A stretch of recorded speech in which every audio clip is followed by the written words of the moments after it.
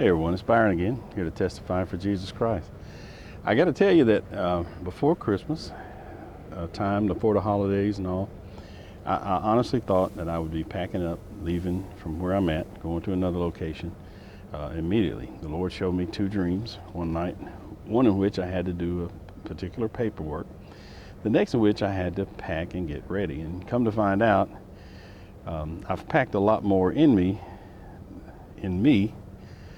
than I realized, and I think the Lord had a different meaning about packing. So I'm here today. I'm out by the banks of the Mississippi, on the banks of the Mississippi, just looking right over there, Mississippi. And I'm here to share, hopefully from the heart. And I'm going to continue on talking about Jezebel's spirit. I'm going to talk about the controlling spirit. And at this point, I mean, prior to this time, I've kind of shared some things which some of you probably understood that, is definitely probably had an effect on Byron's life. Well, as of now, it appears that the only way to get to the other side of an issue is to go through it. So I'm going to share from the heart and share some things that I've learned along the way. It's going to be very personal. There'll be some people involved that have been close to me in the past, but are no longer close to me. And I don't know exactly how this format will go. It may go as one shooting. It may be a myriad of various scenes and stuff like that. I know I'll probably have to look up some scriptures along the way and all that stuff. So to get started, I just want to tell you, and I've been sharing with people on Facebook and here on YouTube, and then there's a lot of other people that I'm going to meet. And just to kind of give you a little background of myself, I was born in Decatur, Alabama. And I'm going to skip most of the I would say the boring details, but I want to talk about my relationship with the Lord. And I was saved at an early age, maybe 8-9 years old. Did that in a thing called Children's Church at a place called Antioch Baptist Church, which is now Point Mallard Parkway Baptist Church on, I think it's Indian Hills Road. Learned a tremendous amount as a young child. I remember this little booklet they gave me, and the little booklet actually came to be a major factor in my life much later, about around 2008, and I'll share that and all that. In 1980, the Lord spoke to me. He said, "I've got something for you to do," something along that lines. Nothing specific and all that stuff. I was young. I didn't really understand much about what God might have in store for a person. So I assumed, well, it's probably a minister or something like that. That's all the Lord said. It was not until 1995, a 15-year span, that the Lord spoke to me again. And at that point, he put this place of rest. I mean, he embedded it in my heart. And I had this idea when he did that. I actually walked the grounds with a friend of mine. I said, here'll be this house and all that stuff, and the people won't bring their cell phones, and it'll be an escape from the society, and just turn off all the problems, and they can just be in fellowship with the Lord. Kind of like this is a retreat, but not necessarily just a retreat, but a necessary retreat, because there would be people there that were in tough times, things had happened to them, and they had to have the truth of the gospel of Christ. That's the only fix that they had for them. Time ran along. Now let me give you a couple other things to highlight this, and I've been very open with this. I was not one who accepted Jesus Christ and avoided the influence of the world. There's many things that came in to influence me: chasing women, trying to keep up with the Joneses, getting a bigger house, a bigger mortgage, drinking. I drank to excess, and later I learned that I was drinking to put away pain and frustration in my life. I went to Alcoholics Anonymous, and they were all like, "Well, we're all alcoholics. You're an alcoholic. You're going to be an alcoholic for your lifetime." Well, I differ.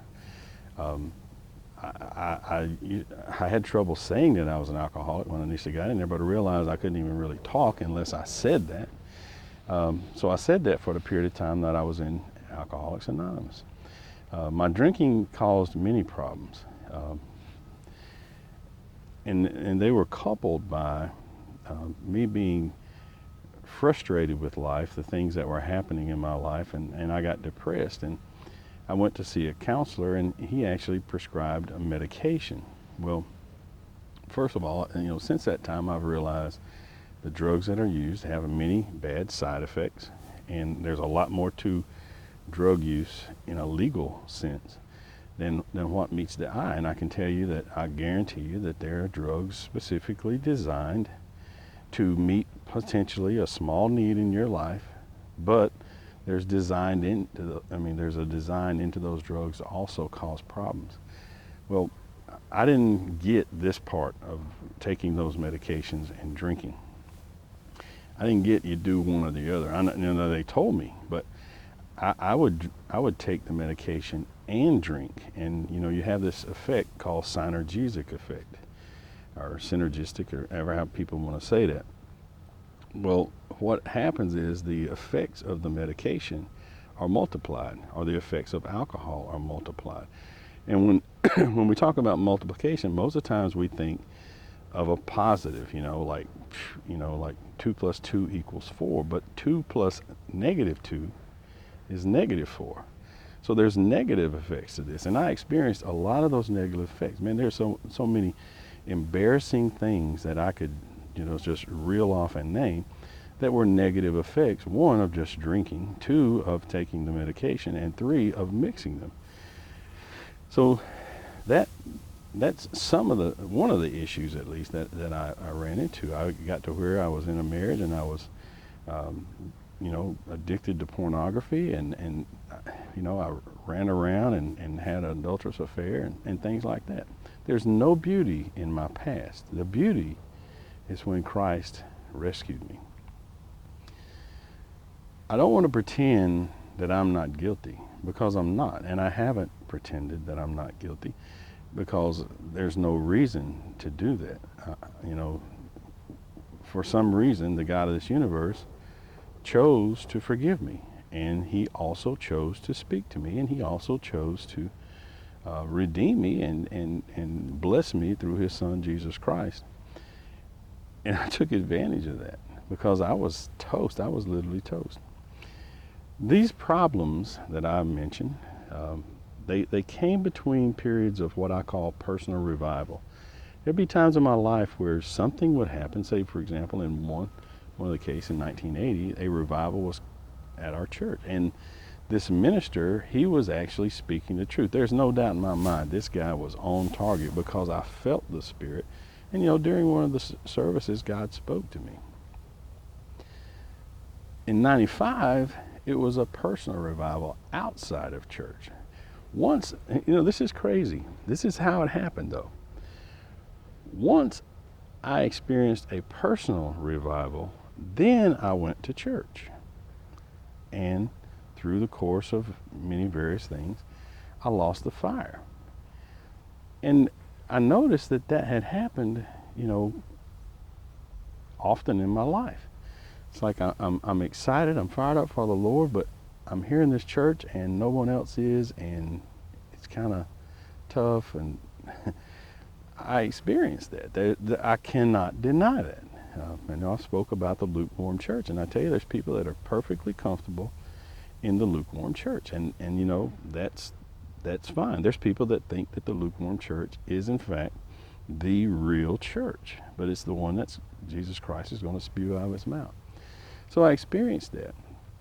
Well, in 2008, at the absolute lowest point in my life, I had attempted suicide. I had been depressed. I was at the point, now this is crazy for some of you to actually accept, but I was at the point where I knew I could no longer go on. I've done some pretty strenuous things in my life. I was in the Army. I went through airborne school. I went through Ranger training, and in Ranger training, the whole purpose seems like of Ranger training is to push you beyond what you know that you're capable of being. And I went beyond those levels during the Ranger training. And it fixed in me a mentality to always push beyond the point that I knew I was exhausted. It's like I always had this reserve, and I just need to call it up. Well, in 2008, the reserve was gone. I mean, literally, I was honest with myself that I could no longer go on. And it sounds relatively simple. Let me tell you something. You want to talk about the darkest days of an existence on the earth. You start talking about somebody who knows they're finished, who's thought of suicide and also looked down the barrel of a gun twice. Those are very, very dark days. So on the surface, when you listen to someone speak, you may have this impression, well, yeah, it didn't really sound all that, I don't know, you know? But if you were in that position and living it and breathing it, I can tell you that there's people, and I've been there, there's people, every day of their life is so dark and so pushed down and so depressed. It's a wonder that they have people fooled enough to walk past them and not do something for them. It literally is that it's horrible. I'm going to tell you, it's horrible. But what happened, when I realized that it was over, I mean, there was no getting up out of this bed and doing something productive in life. When I got to that point, one day, all by myself, I cried out to the Lord. And I remember I was laying in the bed and I raised my hand. And I told God, I said, if you want me up out of this bed, you have to raise me up out of this bed, because I can't. I'm done. I said, in all honesty, I had been past the point that I'd been past in my previous experiences. I had been running on that last little bit of reserve for a long time, and it was gone. So, I just want to impress that when I cried out to God, I didn't cry out to God thinking, well, maybe he'll help me become more prosperous, or maybe he'll help me get another house, or maybe he'll help me through this one issue I got going on. Or I literally cried out to God from my very life. My very life. And apparently that got God's attention. And he began to work in me in 2008. And he hasn't finished. He has not finished. Now, 2008, that sounds kind of like, to some people, maybe it sounds like a long time ago. I can tell you, it's gone relatively fast. But the experiences that I've had, I think I got a little lizard friend over here by me. But the experiences I've had have been continuous growth. Now, here's the whole purpose, or the whole reason that I sat down here to share my heart. Number one is, I know I'm not the only one. I know that there's people out there who are struggling.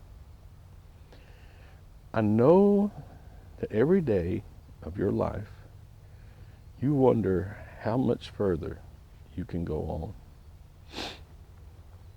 And I know at times you think to yourself, how did this happen to me? How could someone with so many plans and so many good intentions end up right where I'm at? That's number one. Now, God told me to tell people what he's done. He sat me down on the couch. Once I got still and laid down, he spoke. He spoke right to me. And he said, tell them what I've done. This whole video experience, and I don't know how long it will go forward, it's going to be telling you what God has done. But I want to caution you. I want to give you a strong caution. God has done some mighty powerful things in my life. But he has also shown me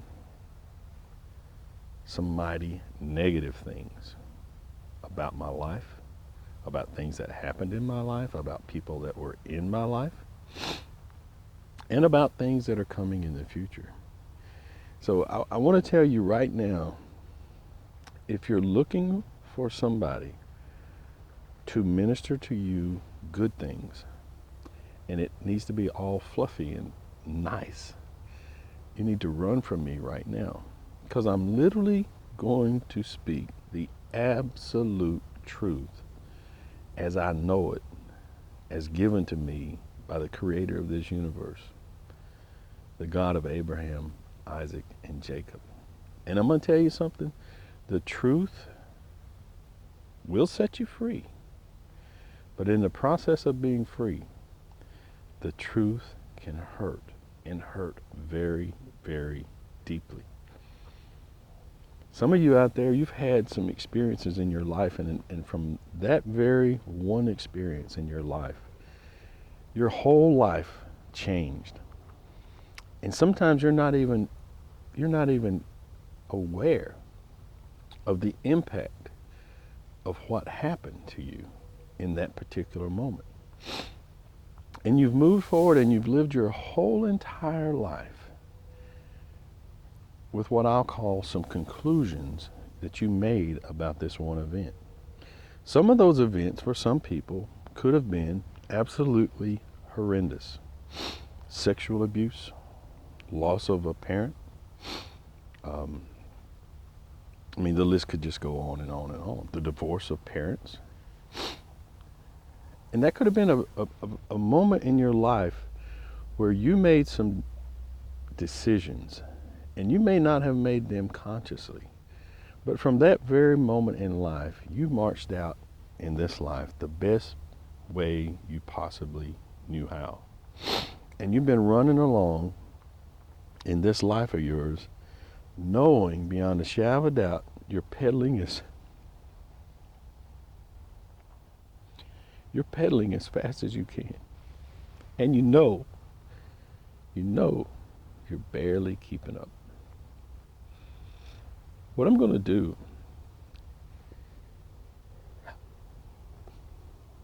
I'm going to tell you what God's done. I'm just going to tell you what God has done. Some of it will be nice. Some of it, you may have some pain going through it. Some of it, you may think, oh, Byron, you missed something somewhere along the line. I don't care. The last thing in the world that I need to do is sit in front of this camera and communicate to you and care whether or not what I say means or that you believe what I say. What I have to do is tell you what I believe is to be the absolute truth. And that's what I'm going to tell you. When God told me to tell the people what he's done, I had this idea in my head of what I would say. And I did that in a video called Saved from Suicide. But for some reason, here over this holiday season, I thought I was ready to move on and take care of a next order of business in my life. And surprising to me, God said, hold up, bro. Hold up. Don't get so fast. I got some stuff I need you to talk about. I got some stuff I need to show you. I got some things that I need to impress so deeply upon you that you can't get to the next level or the next point till you get these things out of you and share them with the people. So here we are. I don't know how long this will go on, but I'm going to tell you, I'm going to speak from the heart. And I hope that You are blessed. I can tell you this, if you've never been around a minister who can be somewhat abrasive with the truth, it'll be a shocker for you. You know, when God started showing me things that were bad that were going to happen in this nation, I lost friends on Facebook. I just sat there and watched people fall off. Well, since that time, God has had me go and delete people from my account. All these things I'm going to talk about. So I look forward to getting these things out, telling people what God has done for me. And I'm going to use myself, and I'm going to tell you something. You know, I'm not going to attempt to hide from you my dirty laundry. But I'm also not going to attempt to hide from you the events, the impacts, the things that have occurred in my life that will possibly be beneficial, but sound bitter, sound like, ugh, God, he just gave me a dill pickle. But these things may be helpful. So anyway, again, I don't know how this thing's going to go as far as a break and a part 1, part 2, and things like that. I can tell you this now, I'm ready to launch into some things, but just realize that I was a guy who heard from the Lord, strayed away, heard from the Lord, strayed away, heard from the Lord, and it stuck. And I'm going to tell you, a major difference between those times and now, when it stuck, I realized that my relationship with the Lord was absolute most important. After a period of me trying to join a church. And I would try and try and try to go to a church. And the Spirit, I'm not talking about Byron. I'm talking about the Spirit of the living God would come on me and cause things to happen that would separate me from that church. I didn't understand these things, and I'm heading in now, so this may be part 2. I didn't understand these things. The only thing I knew is that I could not do what I wanted to do. And what I wanted to do was be a part of a church. I went to one church, and the minister spent, for the most part, a complete sermon telling the people in a roundabout way, I need your money. I am in financial crisis. As your minister, we've got this building program going on, and if you don't give me more money, things are going to crash. Well, since that time, that man is no longer the minister at that church. Now, on the surface, you think, well, the guy made a bad decision. He maybe got into a financial crisis, and, you know, that's understandable from time to time and all that stuff. But when God begins to show you the root, where that comes from, who designed it, and all that stuff, you start realizing, whoa, wait just a minute. This is bigger than I imagined. I imagine at the time I heard him singing that, I just imagined, oh, I wonder what happened to him. I know he was fired up at one time. But what I realized, he was part of a denomination that has diligently followed Rick Warren and the Purpose-Driven Church. And I've also realized that Rick Warren, who now is embracing Chrislam, which is the union of Christianity and Islam, is a member, or has been, or whatever, of the Southern Baptist Convention. And that raised my eyebrow, because nothing Rick Warren says in a public setting do I even pay attention to, because God had shown me there's something wrong with him. He's on another side of the fence. Now, he's a minister. He's a guy in a church, sits in a pulpit, things like that. But God was showing me through the Spirit, something is wrong. He's not right. And over the course of these years, I've nailed it. I've been able to come to the realization, Rick Warren is not a Christian. He is a New World Order guy. He's the one that is helping bring in the New World Order. There's many others, Joel Osteen, things like that. So there I sat in this church wondering, why is this guy asking for money? Well, he's on the same program, quote unquote, as seemingly the whole of the Southern Baptist Convention. Let's have a purpose-driven church. Let's build a bigger sanctuary that'll bring more people in, etc., etc. And let me just tell you this. I'm going to tell you this, and this is the honest viewpoint that I have.